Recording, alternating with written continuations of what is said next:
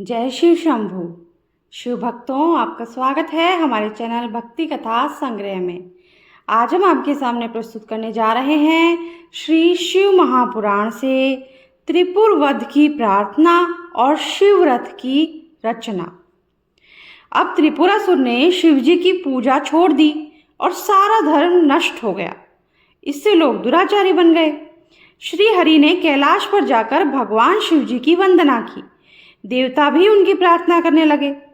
सबकी प्रार्थना पर भगवान शिव नंदी पर सवार होकर प्रकट हुए और देवताओं से बोले, मुझे दैत्य के अधर्मों का पता चल गया है, इसलिए अब मैं उसका वध अवश्य करूंगा। अन्यों का वध श्री हरि करेंगे। यह सुनकर श्री हरि कुछ उदास हो गए। तब ब्रह्मा जी ने हाथ जोड़कर भगवान शिव जी से प्रार्थना की, प्रभु आप समर्थ हैं, आपको कोई पाप नहीं लगेगा, इसलिए आप ही समस्त असुरों का नाश कर डालिए। मैं आपका प्रजापति और पुरोहित हूँ। श्री हरि युवराज हैं, इंद्र आज्ञा पालक सेवक हैं तथा सभी देवता आपके अधीन हैं। आप तो समस्त विश्व के सम्राट हैं। इतना सुनकर भगवान शंकर बोले, हे देवताओं, तुमने मुझे सम्राट कहा है, परंतु मेरे पास तो न रथ है, न अश्व है और न धनुष बाण है, फिर मैं युद्ध कैसे करूंगा। भगवान शिव को युद्ध के लिए तैयार देखकर समस्त देवता प्रसन्न हो गए और बोले, आप यदि युद्ध के लिए तैयार हो तो हम भी आपके लिए इन सब चीजों का प्रबंध कर देंगे। इतना कहकर समस्त देवता हाथ जोड़कर उनके सामने खड़े हो गए।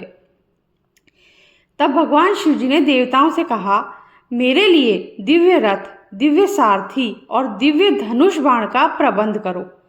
प्रसन्न होकर सब देवता विश्वकर्मा के पास गए। विश्वकर्मा ने श्री हरि की आज्ञा से शिव जी के लिए एक सुंदर दिव्य रथ का निर्माण किया।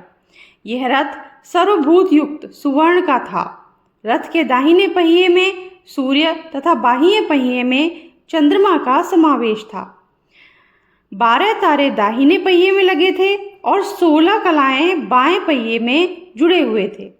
उनमें 12 आदित्य और चंद्रमा की 22 कलाएं उसके बाएं ओर लगी हुई थी। इस रथ में ब्रह्मांड की सभी वस्तुएं लगी हुई थी। श्री हरि और ब्रह्मा जी की आज्ञा पर यह रथ विश्वकर्मा ने बड़ा अनोखा बनाया था।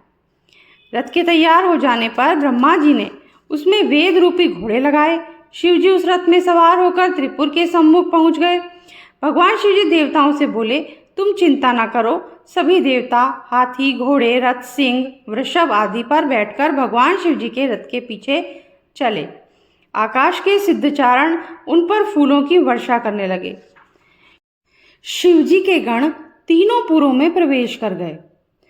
अगला है तारकासुर का वध। जब भगवान शंकर विश्वकर्मा द्वारा बनाए गए रथ पर आरूढ़ हुए तो उनका बाण ही नहीं चला। वे काफी देर तक वैसे ही खड़े रहे।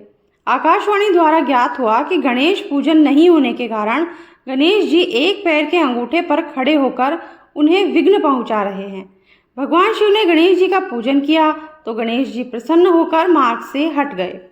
अब भगवान शंकर ने धनुष पर पाशुपत बाण चढ़ाकर त्रिपुर संहार की इच्छा व्यक्त की। राक्षसों ने अनादर पूर्वक शिव जी की ओर देखा तो सभी देवताओं ने इन राक्षसों को मारने के लिए शिव जी से निवेदन किया। तभी हजारों सूर्य के समान बाणों में त्रिपुरवासियों को दग्ध दिया। हजारों की संख्या में राक्षस भस्म होने लगे। राक्षसों में शिव जी की पूजा न करने के कारण हाहाकार मचने लगा। तारकाक्ष जब भस्म होने लगा तो वह भक्तिपूर्वक भगवान शंकर की ओर देखकर बोला, यह तो हमें पता था कि आप ही हमें भस्म करेंगे। हमारी यह मृत्यु बड़े बड़े मुनियों के समान है। आपसे हमारी विनती है कि जन्म जन्मांतरों तक हमारी बुद्धि आप में ही लगी रहे। मैं नामक दैत्य के अतिरिक्त सभी उसमें भस्म हो गए। इसके बाद तीनों दैत्य विद्युन्माली, तारकाक्षु और कमलाक्ष शिव जी की कृपा से उनके गण हुए। शिव जी को खुश देखकर उनकी कृपा से बचा हुआ मैं नामक दानव भी वहां आया और उन्हें प्रणाम किया तथा हाथ जोड़कर बोला, हे कृपानिधि, मैं आपकी शरण में आया हूँ, मेरी रक्षा कीजिए। इस पर प्रसन्न होकर भगवान शिव जी ने कहा, मैं तुम पर प्रसन्न हूँ, तुम वर मांगो। उसके शिव भक्ति का ही वरदान मांगा। शिव जी ने तथास्तु कहकर उसे दृढ़ भक्ति प्रदान की। वह शंकर भगवान की आज्ञा से भूतल लोक में वास करने लगा। इसके बाद मुंडी भी वहां आया और शंकर भगवान की स्तुति करने लगा। भगवान श्री हरि ने उन्हें समझाया कि तुम चिंता मत करो, मैंने सारा वृत्तांत भगवान शिव जी को बता दिया है और उनकी आज्ञा से ही यह सब किया गया है। तुम्हारी कुगति नहीं होगी, परंतु कलयुग में जो व्यक्ति तुम्हारे इस मत का सहारा लेंगे उनकी दुर्गति निश्चित है। अब तुम मरुभूमि में जाकर निवास करो। तब वे भगवान शिव जी को प्रणाम करके मरुभूमि को चले गए। इसके बाद सभी ने प्रेम पूर्वक शंकर पार्वती की पूजा की और सब अपने अपने लोकों को प्रस्थान कर गए। इसी के साथ आज का ये वीडियो हम समाप्त करते हैं।